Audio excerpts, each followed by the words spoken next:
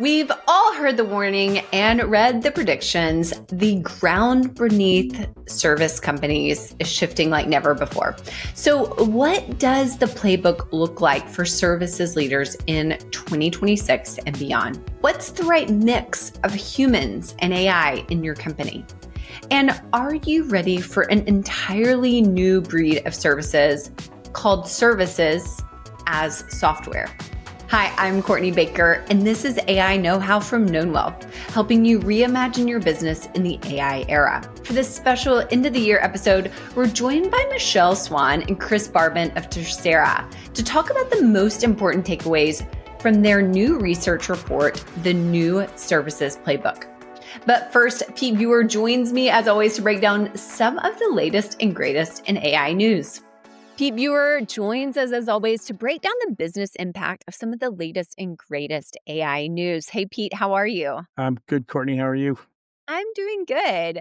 For our last news story of the year, let's dig into the story that has big implications for 2026.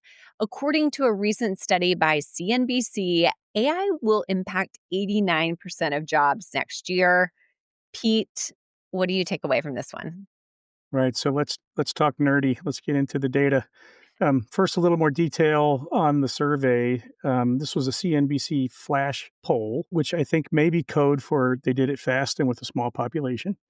Even so, the conclusions are entirely relevant and worth us spending a moment on. So, top line, 67% of senior HR leaders say AI is having an impact on roles this year. And then the number you cited, Courtney, next year they expect 89% of the time for AI to be having an impact on roles.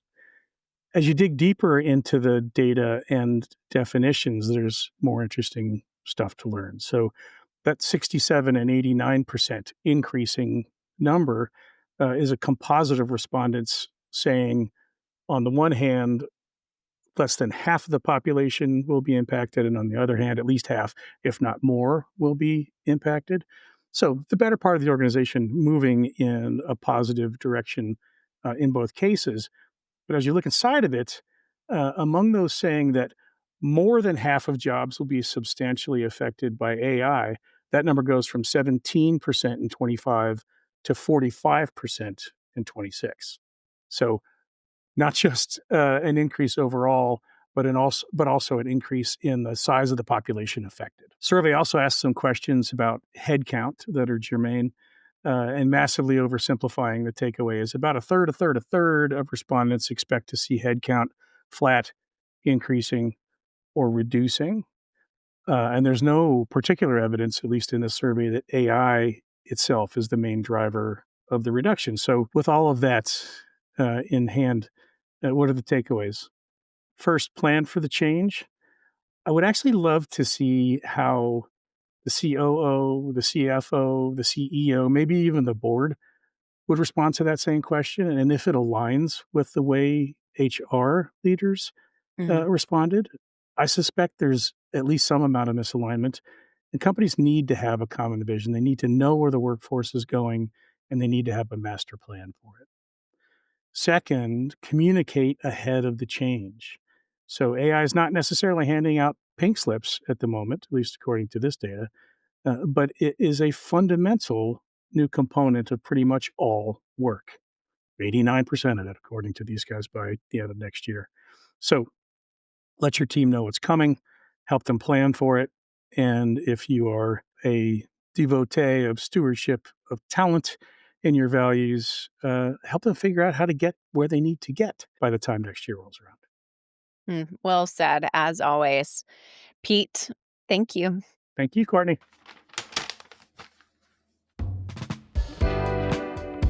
The new era of commercial intelligence, it's already here. If you want real-time objective intelligence on the health of your commercial relationships, you might be interested in trying out Knownwell. Stop flying blind and relying on your gut. Start sprinting ahead.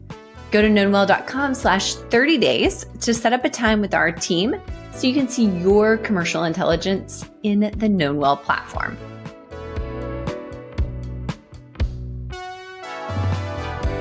Tercera is an investment and advisory firm that specializes in next-gen IT services businesses. Their CEO, Chris Barbin, and CMO, Michelle Swan, joined us recently to unpack some of the most important findings from their in-depth new research report, the new Services Playbook. Chris and Michelle, welcome. It is lovely to see you again, and it's awesome to have you on the show. It's great to be here. Excited to be here. It's good to see you again. So Courtney gave a little bit of a intro leading into our conversation, but I wonder if, for the benefit of audience context, you could give us the short story on Tercera, what people would want to know in order to appreciate where we're going with the conversation. Michelle, do you want to do the honors? I mean, you're the CEO. I feel like that should be your job. I'm happy to dive in. Tercera, 100% focused on IT services, professional services, and I would say we're relatively unique in that that's all we do. The core of the firm is kind of an operator-centric mentality. Myself, Michelle, and the majority of the team have been operators for 25 plus years, and we bring kind of more operating discipline to the investments that we make. Been around about 5 years, have made 7 core portfolio investments, 2 smaller recent native AI investments. We've exited 2 businesses in the 5 years as well. And excited to, again, have this conversation and to share a little bit more. Obviously, right now, we spend a lot of time on all things AI and the implications of AI. Despite what many people say, we don't think services is dead because of AI. Well, we are looking forward to hearing a lot from you on that topic across the coming time span, because you also have a new report out, the new Services Playbook, starting just at the administrative level. If folks who are listening want to get a copy, where do they go? How do they find it? Yeah, good question. Appreciate the marketer in me appreciates that question. So you can go to our website, tercera.io, and it is front and center on our website. There's also some other really interesting research out there that has come out as well around top ecosystems in the AI era and a lot of relevant content beyond just the report. So Awesome. there's lots of content out there. Awesome. Thank you. Well, let's dig in on it. And if I could start with background, your vision, your motivation. So, what's the audience that you're targeting with the report, and why did you pursue it? Yeah, maybe I can start and then Chris jump in. I mean, the audience is like Chris said, all we do is focus on technology services companies. Lots of different sizes of tech services. But AI has been top of mind for the last, I don't know, 3 years, 4 years, since ChatGPT came out, and there's been a lot of talk about the implications of AI. And frankly, I think we were a little bit tired of reading the headlines that, services is dead with AI. And there wasn't a lot out there that was really practical advice about what to do about it. And so that's why, we have lots of conversations with large companies, with small companies about how some of the metrics are changing, how some of the playbooks are changing. And there's some things that will change, but there's also a lot that holds true still. And so that was kind of the impetus of the report to put something out there that was a little bit more practical. The point I would accentuate is just, pragmatic advice. One of the things we tried to really focus on from the beginning is kind of practical, today's implications. While I think we have strong opinions on mid to long term, there is, and you'll see it in the report, there's kind of the anchor on client service. And, humans still matter, kind of authentic human connections, trust, and relationships. While we're all technologists at heart, not everything can be automated. Trust and authentic human connections can't be automated. And so I think that's just, it sounds so basic, but we think it's really important, having built our careers in the consulting industry. Well, let's start there. When you crack open the report, the first thing you see in big, bold font is AI is not an extinction level event. That feels like an awesome headline just to set context for the rest of the study, where we'll dig in and hit specific data points. But what would you want people to know about the takeaway on that? Yeah, I mean, Michelle put together this amazing slide for our recent leadership retreat. And it's probably one of the one of the more enjoyable slides I've gotten to present in a while, and it was the chalk line of a human. um, but it had all of the headlines that we've all been reading about the extinction, if you will. And I think what we want to articulate is while we do think there's pressure in the industry and there will be change in the industry, this is a $1.5 trillion industry that will certainly go through an evolution. But you also can't generalize a $1.5 trillion industry. There are different sectors of IT services and professional services. There's different geographies, there's different specialties. There's different types of delivery models. There's different elements of the services supply chain. Lots of those things will be impacted by AI, but the sweeping 1.5 billion or trillion goes away. It's like, come on, you can't make those broad generalizations. And so, I think it's pulling apart that industry and understanding where the implications are over what period of time is kind of the roadmap we're trying to start to lay out. Nice. One of the top level conclusions also that I read in the executive summary is around how the game will shift to be one of taking share. And I wonder if you could speak to that, because I think that also helps to appreciate some of the specific insights that we'll dig in on as we go. Yeah, I mean, one of the things that we talk a lot about in the report is the rise of this new category called services as software. And it's interesting to see how that segment is evolving. But what it is basically, it just automates aspects of services through a software-like experience. There's really been two segments of the market. There's been the traditional software market, and SaaS and on-premise and all that is part of it. And then there's traditional services. There is this third category that is coming to market, and it's coming faster than I think any of us thought. That was a big takeaway from the leadership retreat that we had for me. And I think it's just going to be that is going to take share both from the services segment and from the software segment. Mhm. But it's still a $1.5 trillion services. It's still going to grow. Is it going to grow maybe, the 15-20% that at one point it was? Probably not. It's going to be minimal growth, and it's going to be about taking share. And the scoreboard is going to change, I think, in terms of who the leaders are. It's been amazing to watch some of the big GSIs try to adapt to this, and they are adapting. I think people don't give them enough credit, to be honest, about some of the things that they are doing.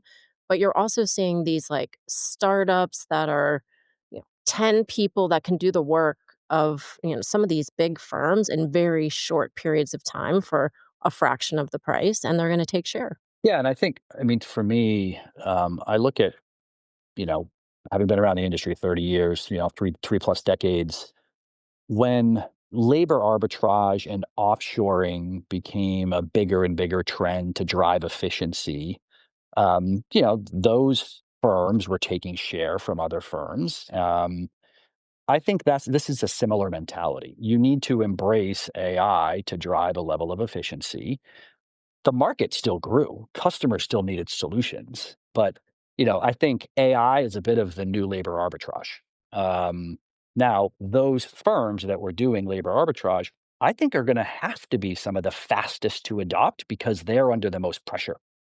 And so I think I would never, to Michelle's point, I would never count out the Cognizants, the Wipros, the Infosys. They're really, really smart. They have lots of people working on this right now, and have a level of scale and, frankly, customer relationships that are measured in the hundreds of millions of dollars. Guess what? A lot of the native AI players would yearn for $100 million customer. It's an incredible lab.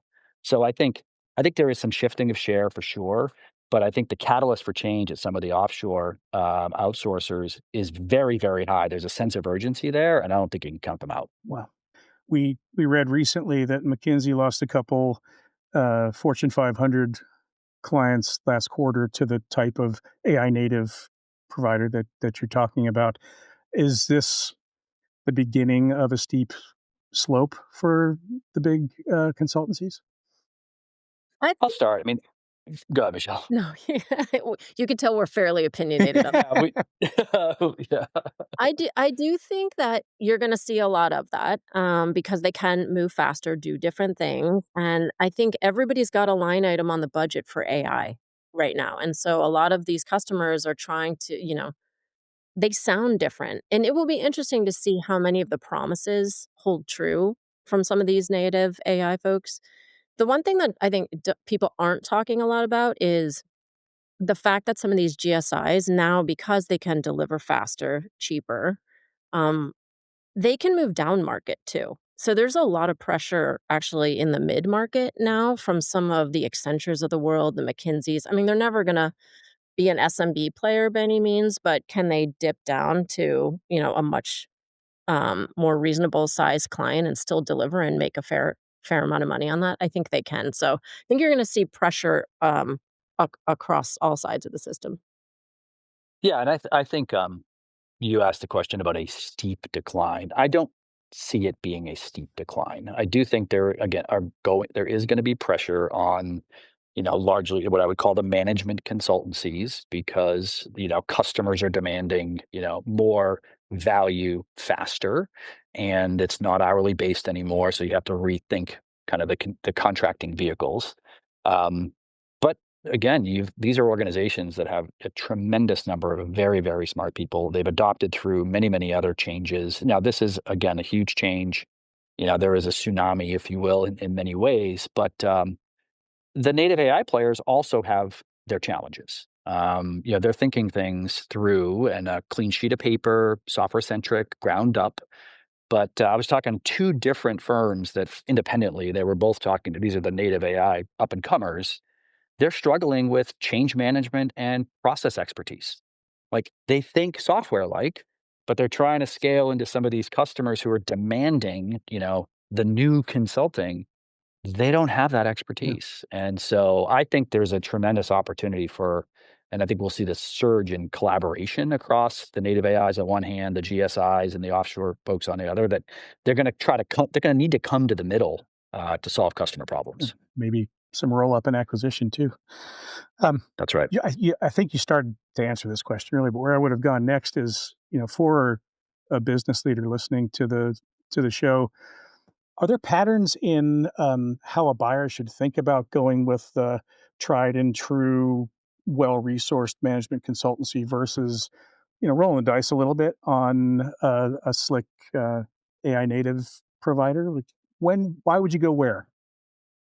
I mean, I think a portfolio approach over time is the right answer. I don't think the large scale 5 to 10 year outsourcing relationships where you're all in on one vendor.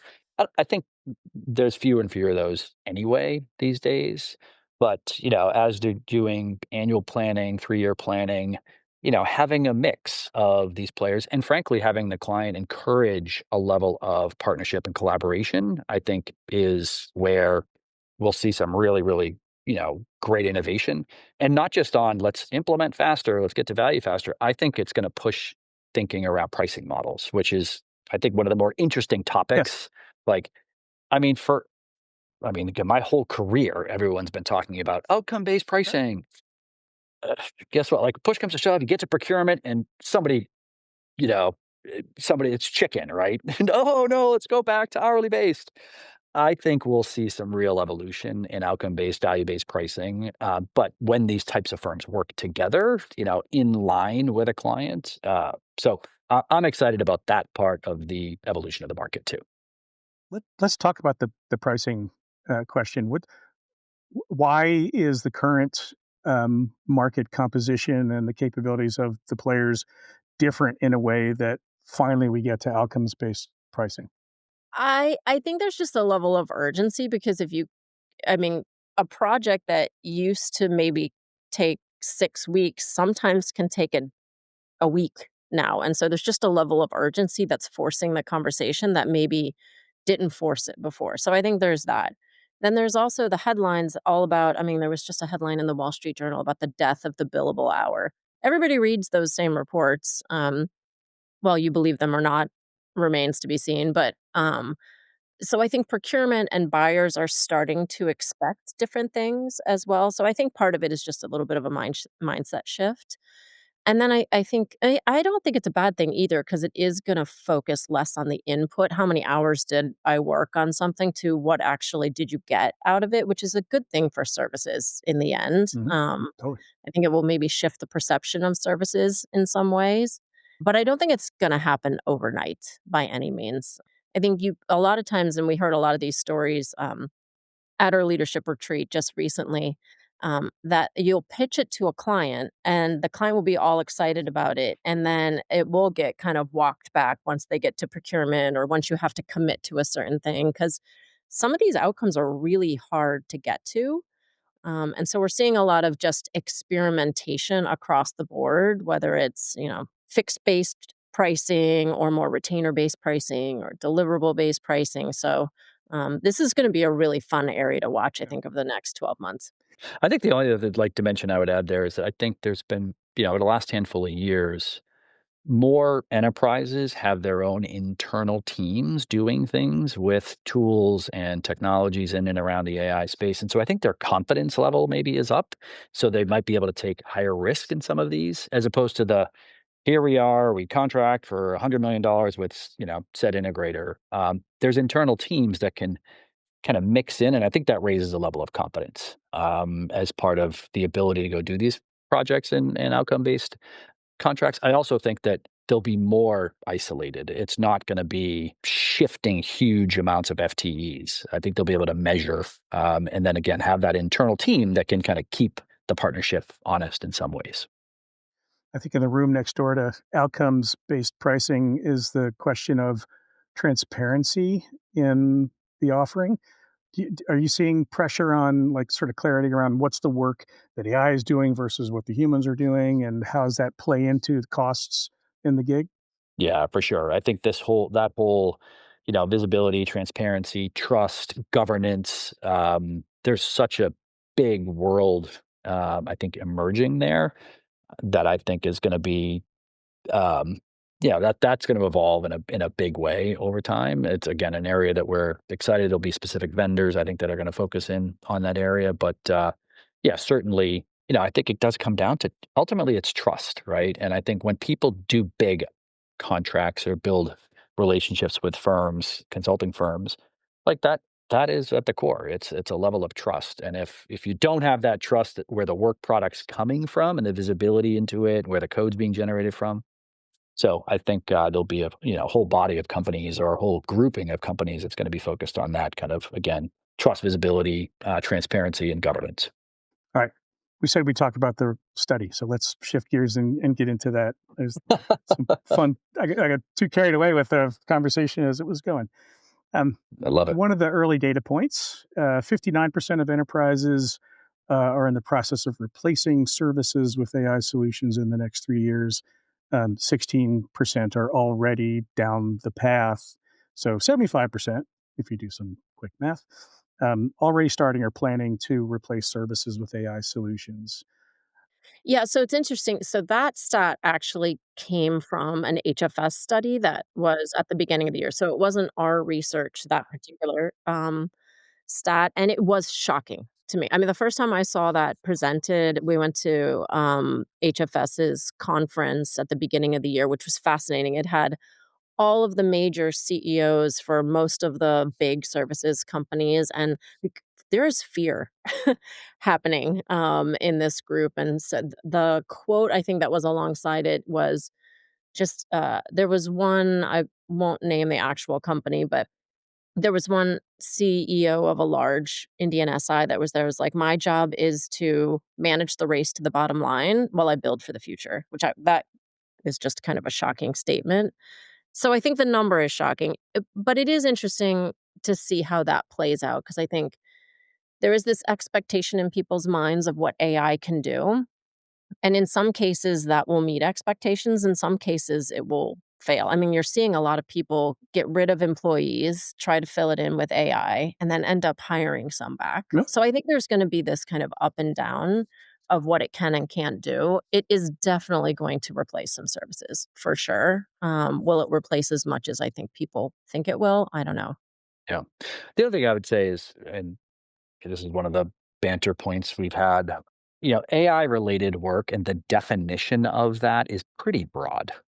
So data and integration can often be cataloged as AI readiness and AI enablement. And guess what? There's a lot of enterprises that need to do a lot of work around their data readiness and integration to enable these platforms and this shift. And so I do think that is a significant part of the calculus here, and we see that driving a lot of spend, because I do think these initiatives are, it's not just the chairman and CEO saying it, they're well beyond pilots. They're at a level, and it's overused, of transformation and I think seriousness now that there wasn't. It's moved well beyond kind of pilots and tire kicking.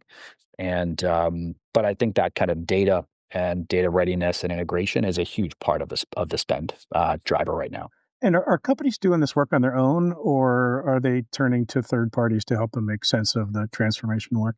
I think they're partnering. If you look at any public services companies, quarterly report, you see the percent that is AI. It reminds me of that, like, percent that was cloud, and back in the day when we were shifting to the cloud, there was all this cloud washing. There's certainly a level of AI washing happening. um, but there is it is a significant level of partnering. I would say in the large enterprise, but I'd say in the mid market too. I mean, to Michelle's earlier point, I think some of them are starting to come down to the mid market. A lot of where we play is kind of the mid market and lower end of enterprise with the investments that we make at Tercera. But I think they are partnering, but it's not exclusive. They're, I think, also spending meaningful calories internally, not just in IT, but in every function to AI enable. Nice. Next stat, 85% of tech services that were surveyed said AI is a top 3 priority, and 29% said it was their number 1 priority. For the ones for whom it was number 1, was there a pattern?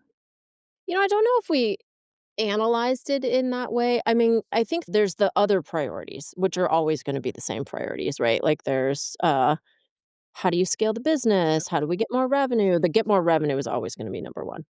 Yep. I feel like for every company. The quality of delivery, how do you find the right people? A new one is interesting is do I build, buy, or partner Yes. in this space? I think for a long time, services firms have been builders.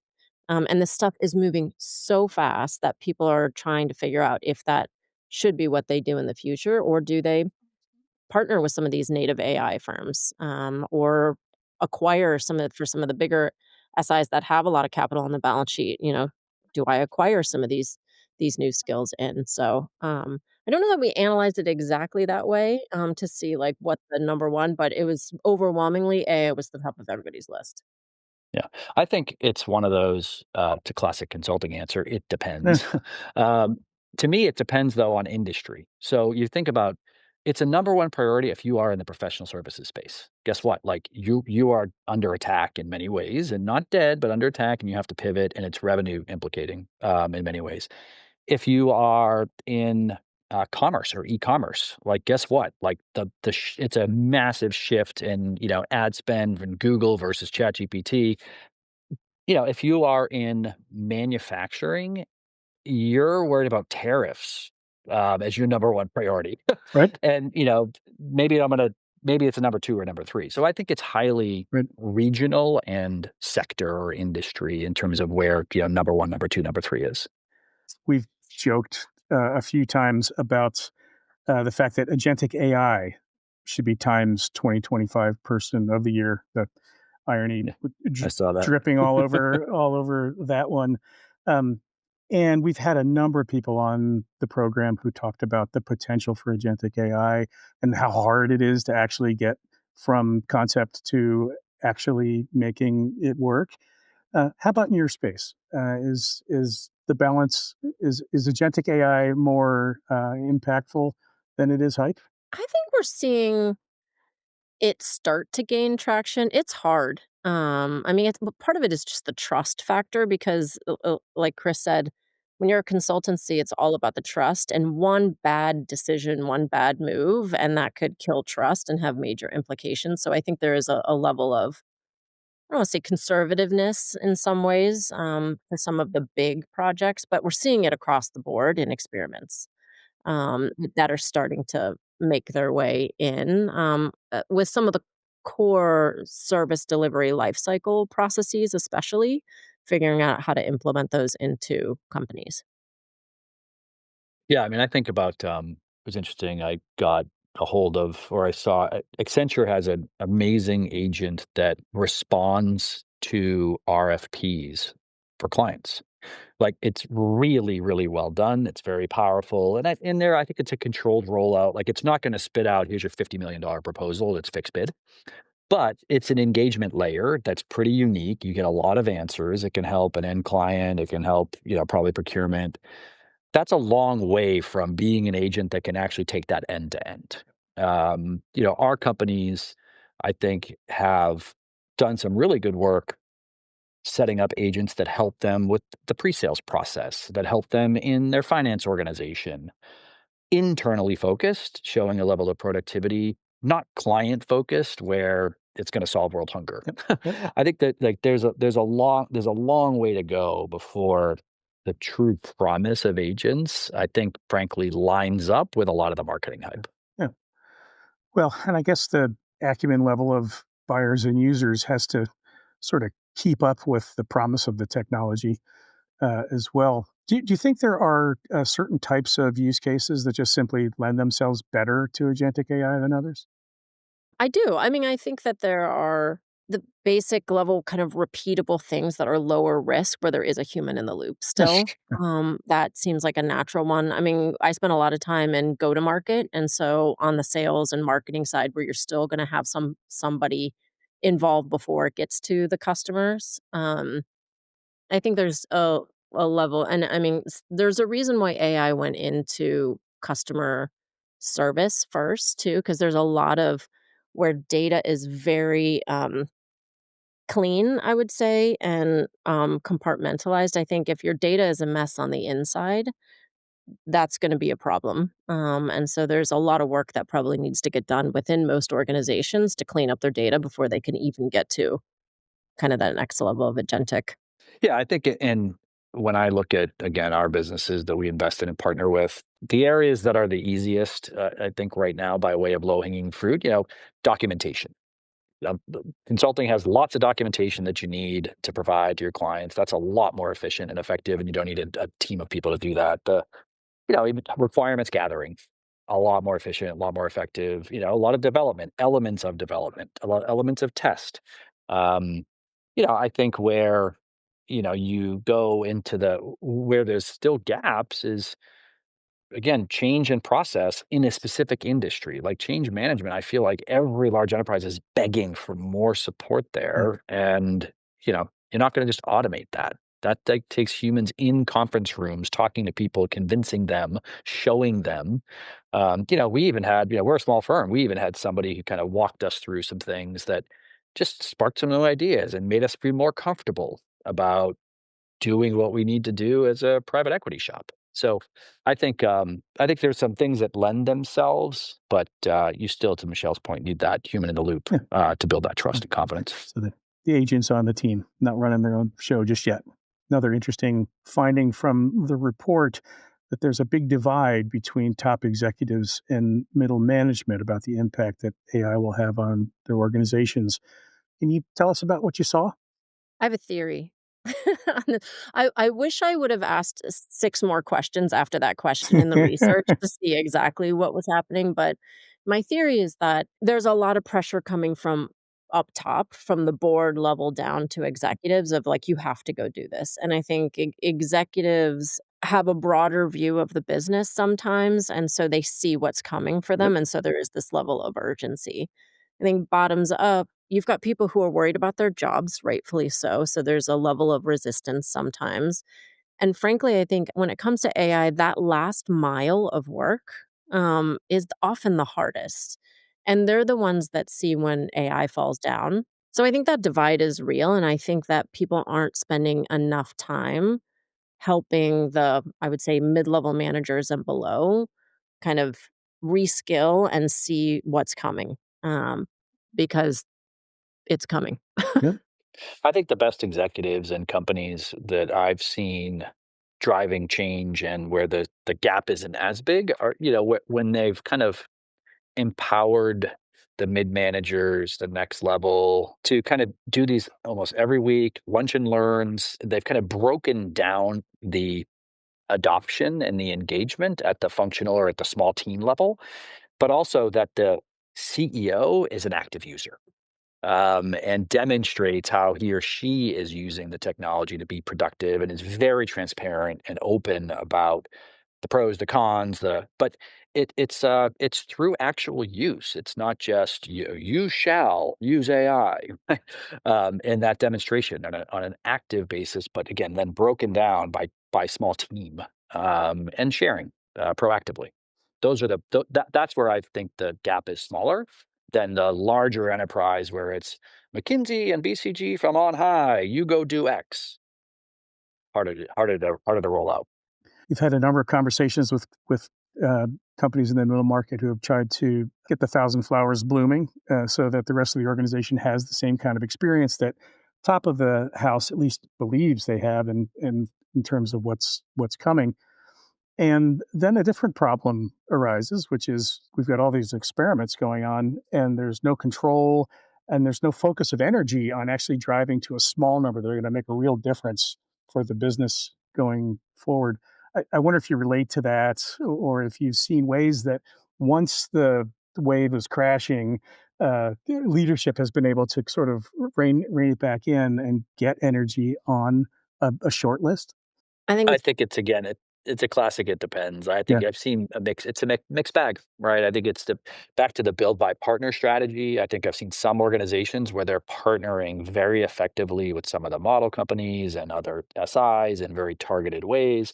I think the ones that fail or struggle are these broad-based general initiatives. I think the more targeted, and the more partner-oriented, and even like, do you go all in with one? Like, is it let's go all in with OpenAI versus Right. Anthropic versus, if you're very specialized, you would be Harvey. I mean, there's so many. The market has been flooded, and so I think the more targeted organizations are, and the more open they are to this kind of collaborative approach, I think those seem to be gaining more traction.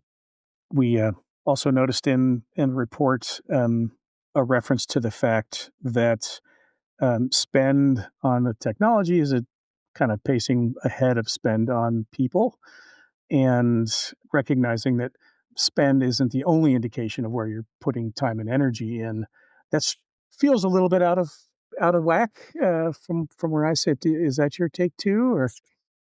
I do think it is out of whack, and I think it's probably pretty natural. Everything, it's always like, "Oh, there's a tool to solve that. I'll just go buy the tool." And to some extent, you have to sometimes buy that tool, to train the people on how to use the tool. So I guess I'm not that surprised about it, but I do think it's going to be a problem, going forward, because you're going to have all this proliferation of all of these tools, but nobody's paying attention to what are actually making a real impact in the business. So the companies that we've seen are really disciplined about they'll do experiments, they'll come back, they'll compare how the different tools are, and they decide what they're going to move forward with and what they're going to shut down. And they share those things, but it's the people who never shut anything down that I think this like 1,000 flowers turns into a million flowers, Yep. turns into an overgrown field. Yeah. And conflicting flowers and overlapping flowers and redundant flowers, and I have flying monkeys and Wizard of Oz in my head. I saw them. It's so wicked this weekend. and Chris, how about you? What's your take on where the balance stands, investing in the technology versus investing in the people as part of the technology? Yeah, it's tricky as a operator and former executive. I do think that the pressure on executives right now is on the metric that's revenue per head.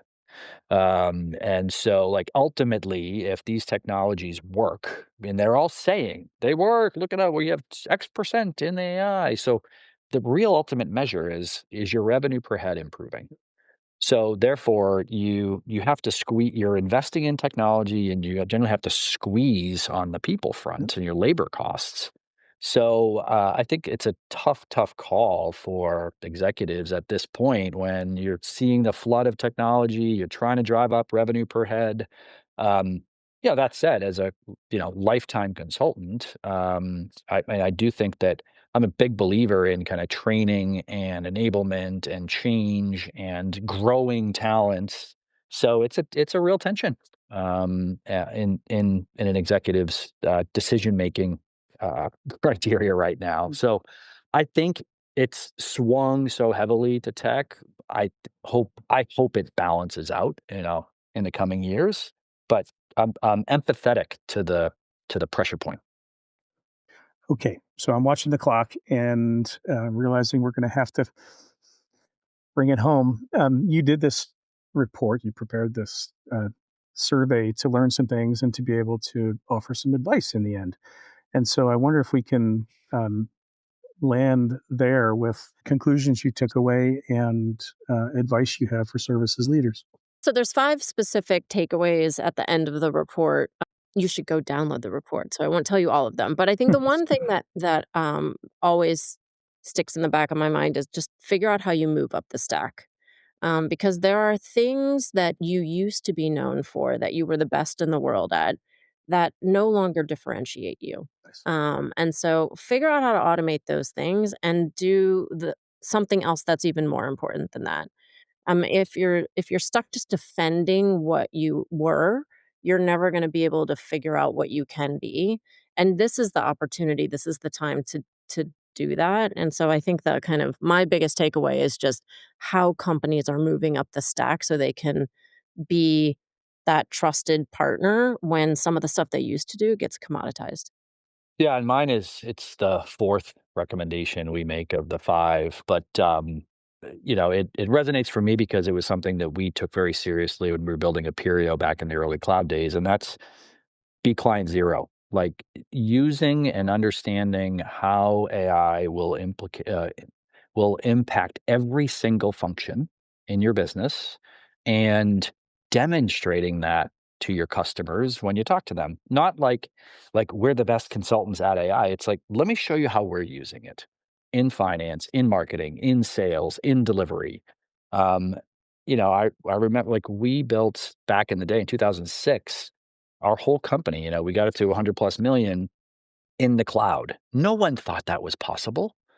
And if you could show somebody how, you have all these agents running around doing X, Y, and Z, like authentically, like true, this is how we've built our company. I think that's so powerful. And it's that cobbler's children have no shoes. Like everyone's out running to go consult on it, but they don't do anything inside. So I think that like really, really focus on being client zero. And I think the hardest part is your methodology. Like if you're an existing shop, your methodology has to change. Like how you deliver your services and how do you deliver everything about your whole operating system of your business. It's often forgot about, but I don't think you have the right to go consult in this area if you're not doing it yourself. Beautiful. Yeah. Awesome. I love it. Thank you so much. So those are 2 of 5 recommendations. I'll remind folks who are listening to get the report and find the other 3. And I recommend the report in general. It's terrific stuff. You guys are the best. We love spending time together, and we're grateful that you would be here to share your insights. Thank you. Thanks for having us. We always appreciate it and love working with you guys. Likewise. Awesome. That's great. Cheers. Thank you. Thanks as always for listening and watching this year. If you want to give us a little holiday gift, don't forget to give us a rating on your podcast player of choice. As always, we really appreciate it if you would share this episode with someone who would enjoy it. At the end of every episode, we like to ask one of our AI friends to weigh in on the topic at hand. Hey, Perplexity. This episode, we're talking about the new Services Playbook from Tercera. Anything you'd add for services leaders in the new year? Turn your strongest internal workflows into billable AI playbooks or automations that visibly boost client results and your margins without just quietly using AI behind the scenes. Pair that with rock-solid governance on privacy, reviews, and training so you're the trusted partner clients pick for safe AI rollouts next year. I know we gave you a lot to chew on with this episode. Huge thanks to Michelle and Chris for joining us and unpacking the new Services Playbook. With the holidays coming up, we're going to take a brief winter break. So the next episode that comes your way will be in 2026. We're working as we speak on a new mini-series on change management and how you can make sure your organization is set up to take advantage of all that AI has to offer. And now you're in the know. Thanks as always for listening. We'll see you next year with more AI applications, discussions, and experts. Hope you have a great holiday season, and we look forward to seeing you in 2026. Hey, if you made it this far in the episode, first of all, thank you. And second, we know that AI is changing all the time, and so we've got you covered. Here is another great episode for you to watch to stay in the loop on what's happening in AI and business. And second of all, we'd love for you to subscribe. You can do that right here. I've always wanted to do that, by the way. So do that now. That would be great.